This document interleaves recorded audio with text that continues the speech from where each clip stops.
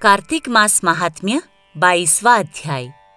राजा पृथु ने नारद जी से कहा कि हे नारद जी, आप कृपा करके मुझको यह बतलाइए कि वृंदा को मोहित करके विष्णु जी ने क्या किया और फिर वह कहाँ गए। जब देवता स्तुति करके मौन हो गए तो भगवान शंकर ने प्रसन्न होकर देवताओं से कहा कि हे ब्रह्मा आदि देवताओं, जलंधर तो मेरा ही अंश था। मैंने उसे तुम्हारे लिए नहीं मारा, यह मेरी सांसारिक लीला थी। फिर भी आप लोग सत्य कहिए कि इससे आप सुखी हुए या नहीं। तब ब्रह्मादि देवताओं के नेत्र हर्ष से खुल गए।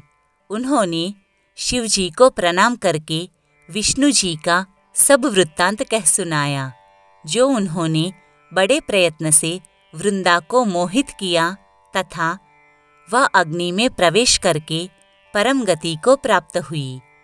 देवताओं ने यह भी कहा कि तभी से वृंदा की सुंदरता पर मोहित हुए विष्णु जी उनकी चिता की राख लपेटे हुए इधर उधर घूमते हैं, अतः आप उन्हें समझाइए, क्योंकि यह प्राकृतिक चराचर आपके अधीन है।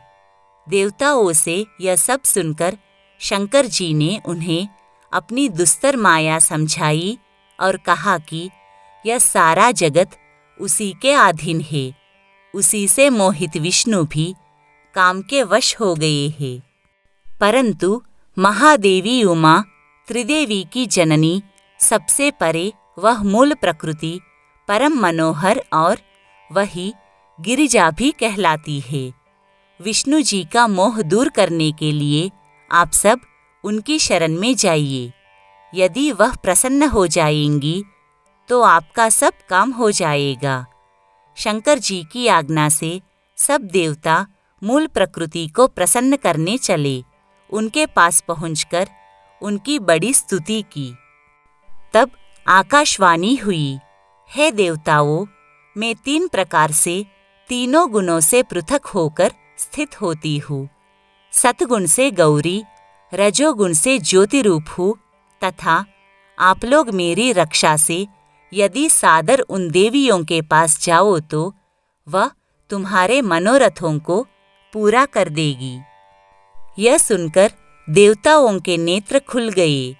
वह भगवती का आदर करते हुए गौरी, लक्ष्मी और सरस्वती को प्रणाम करने लगे। सब देवताओं की भक्तिपूर्वक प्रार्थना से वह सब देवियां प्रकट हो गई। सभी देवताओं ने खुश होकर निवेदन किया। तब देवियों ने कुछ बीज देकर कहा कि इन्हें ले जाकर दे दो, तुम्हारे सब काम सिद्ध हो जाएंगे। ब्रह्मादि देवता उन बीजों को लेकर विष्णु जी के पास गए। वृंदा की चिता भूमि में डाल दिया, जिससे धात्री, मालती एवं तुलसी प्रकट हुई। विष्णु जी ने जो ही उन स्त्री रूप वाली वनस्पतियों को देखा तो वह उठ बैठे। कामासक्त चित्त से मोहित हो उनसे याचना करने लगे। धात्री और तुलसी ने उनसे प्रीति की तो विष्णु सारा दुख भूलकर देवताओं से नमस्कृत हो अपने लोक को चले गए। वह पूर्ववत सुखी होकर शंकर जी का स्मरण करने लगे।